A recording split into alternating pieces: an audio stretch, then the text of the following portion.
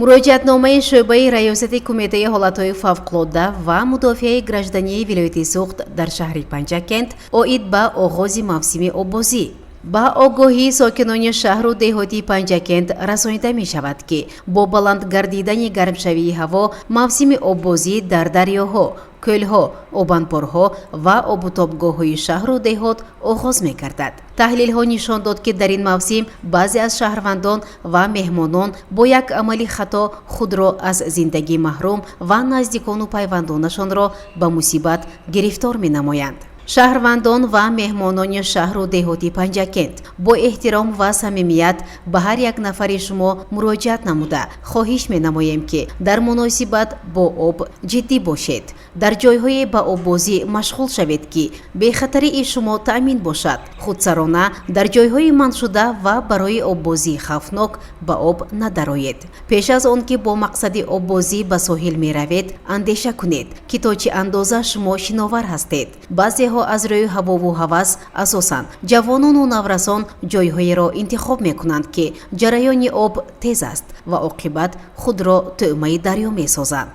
бинобар ин падарону модарон, роҳбарони муассисаҳои таълимиро зарур аст ки кӯдакон ва ҷавононро беназорат нагузоранд. оббозӣ ба саломатии инсон фоиданок мебошад ва агар ҷои оббозиро вобаста ба дараҷаи шиноварии худ интихоб намоем, пас мо бехатарии худро таъмин карда метавонем. дар дарё оббозӣ карда натавонистану ба об даромадан ин маънои бо ҳаёт бозӣ карданро дорад. ҳамзамон аз ронандагони воситаҳои шинокунӣ хоҳиш менамоем ки ҳангоми ҳаракат дар об аз воситаҳои бехатарӣ таъмин буда ҳудуди обиро нағз донанд. қоидаҳои техникии воситаҳои шинокуниро риоя намуда аз меъёр зиёд одам нашинонанд, чунки як хатогӣ бо фалокат анҷом ёфта метавонад. инчунин роҳбарони ширкатҳои сайёҳӣ, роҳбарони обутобгоҳҳо, фароғатгоҳҳо ва дигарон ки дар ҳудудашон мавзеъҳои оббозӣ мавҷуд аст, хоҳиш карда мешавад ки ҷиддӣ муносибат намоянд. аз ин хотир биёед дар муносибат бо об эҳтиёткориро пеша намоем ва бо ин роҳ ҳаёти худро дар хатар нагузорем. боварӣ дорем дар якҷоягӣ бо ҳисси масъулиятнокӣ ва маърифати баланди шаҳрдорӣ мавсими оббозиро беталафот ҷамъбаст менамоем. аз шумо хоҳиш менамоем ки ҳангоми шоҳид шудани ҳолатҳои ғарқшавӣ ба телефонҳои 5 27 35 93 880 28 71 92 702 85 38 92 836 23 33 92 020 04 17 ба нуқтаи навбатдории шӯъба занг занед. рақамҳои телефонро такрор мекунам: 5 27 35 93 880 28 71 92 702 85 38 92 836 23 33 92 020 04 17. ависити осоишгоҳи мо даво бахшад ба дарди шумо. истироҳати хубу аъло нек бод ҳар як қадами шумо.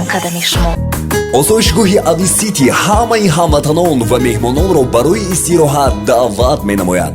дар ин ҷо ҳамаи муолиҷаи сарубадану пойҳо, маҳз, сӯзангузорӣ, азакирит, обҳои шифобахш ва ғайраҳо ба роҳ монда шудааст. инчунин дар ин ҷо кардиология, стоматология, савна, бассейн, чойхона ҷойгир шуда дар хизмати халқи азиз аст. марҳамат ба осоишгоҳи ависити. суруға шаҳри Старавшан, деҳаи Якато. тамос бо рақамҳои 98 720 60 00 919 10 01 03. ҳавлӣ бо 7 ҳисса замин, 4 дар хона бо дарахтони мевадиҳанда фурӯхта мешавад. суроға кӯчаи Мирзо Турсунзода 13. телефон барои тамос 90 430 73 37. такрор мекунам: 90 430 73 37.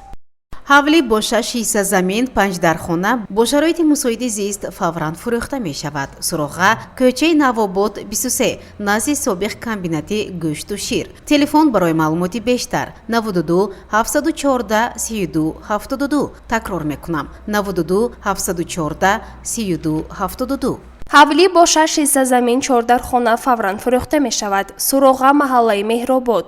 Телефонҳо барои маълумоти бештар 92 641 66 88 ва 92 745 05 41. Такрор мекунам 92 641 66 88 ва 92 745 05 41.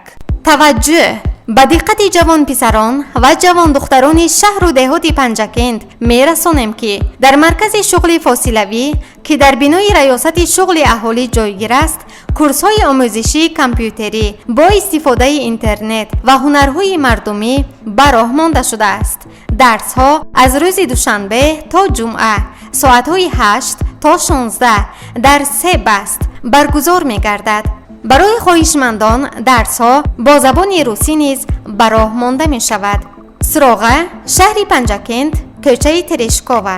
телефонҳо барои маълумоти бештар 92 277 03 79 90 444 52 52. такрор мекунам 92 277 03 79 90 444 52 52.